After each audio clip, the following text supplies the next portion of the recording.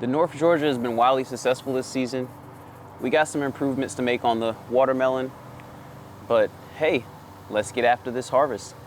So before we harvest our North Georgia Candy Roaster squash, which is the first thing we're gonna harvest, we're gonna show y'all a few telltale signs to look for when you're about to harvest this North Georgia Candy Roaster squash that will let you know exactly when these plants are about to be finished.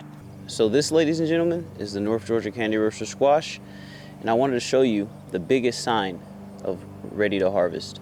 So you see how where it connects to the vine of the plant is starting to die back and dry up a little bit? Right here is the exact telltale sign for these winter squash varieties to be ready. So let's get our loppers and get to the chopper.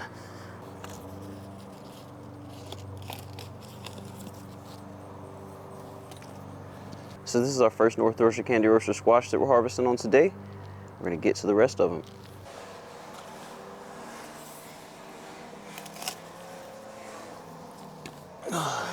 This is our next one. We got little holes on the bottom, but they're not all the way through the plant, so that's good.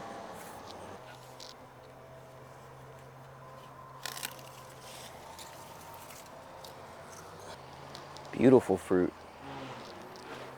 So this one over here is not as ready as I'd like them to be sometimes, but we're harvesting most off of all the plant, and we're close enough here to let this cure and have good seed stock off of it.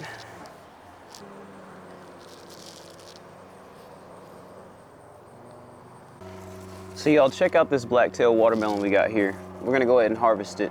And if you can see here, we have a cheesecloth cradle that's really helped keep our stem from breaking off here. So let's go ahead and unravel our twisty tie here. Once we unravel this twisty tie, we're gonna be in action.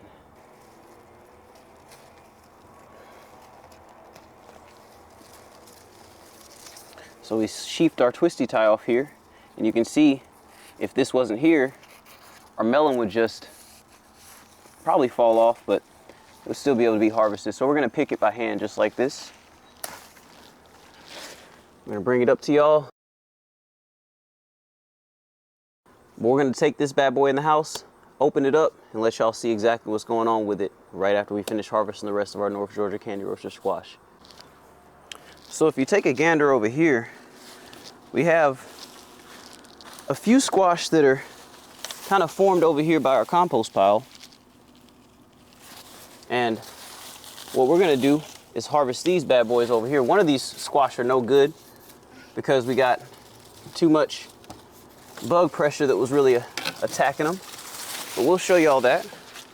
Get y'all up close and personal look at this. You know what? I probably can still salvage this squash right here. Has a lot of pest markage on it, but I could cut it right here and still get the benefits of this squash maybe. So we'll see about it. We got one more down here to harvest in this area.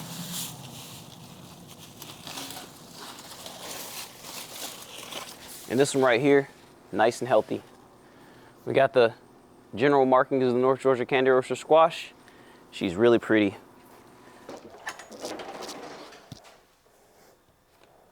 So we're gonna go ahead and get our cut. Ooh, it popped. Bad boy was ready. We got plenty of beautiful seeds in here that we're gonna save every single one of.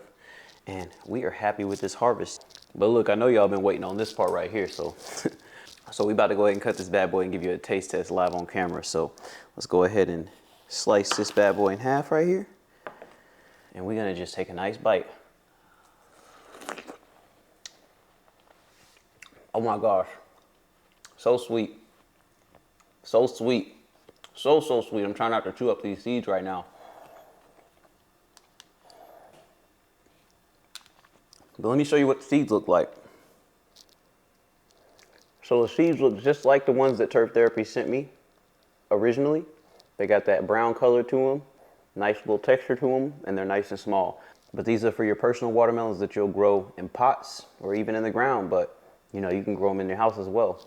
And we're gonna take one more bite for the road while we at it.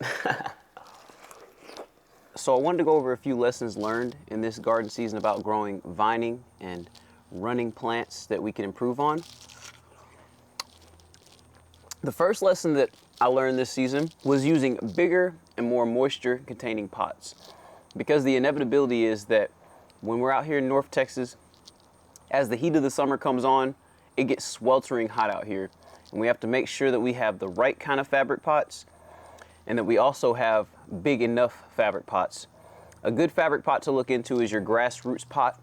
It has a liner on the inside that helps keep the moisture content inside the pots while still allowing airflow to happen inside those pots. The second lesson that I learned this season was having a more consistent support system for our melon-based crops.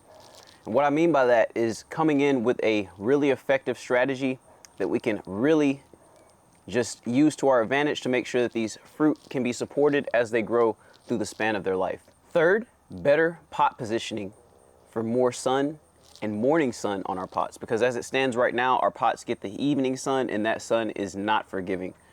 What I found out in gardening for my particular garden space is that the morning sun is the best sun that we can get for our garden, because it gives that intensity that we need while also having those cooler morning temperatures.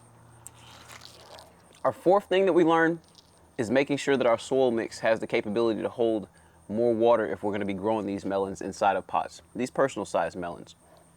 Because what I've come to find is if you have your soil drying out every single day, you're going to have to be out there to water multiple times a day as opposed to maybe one time when the sun's not out yet.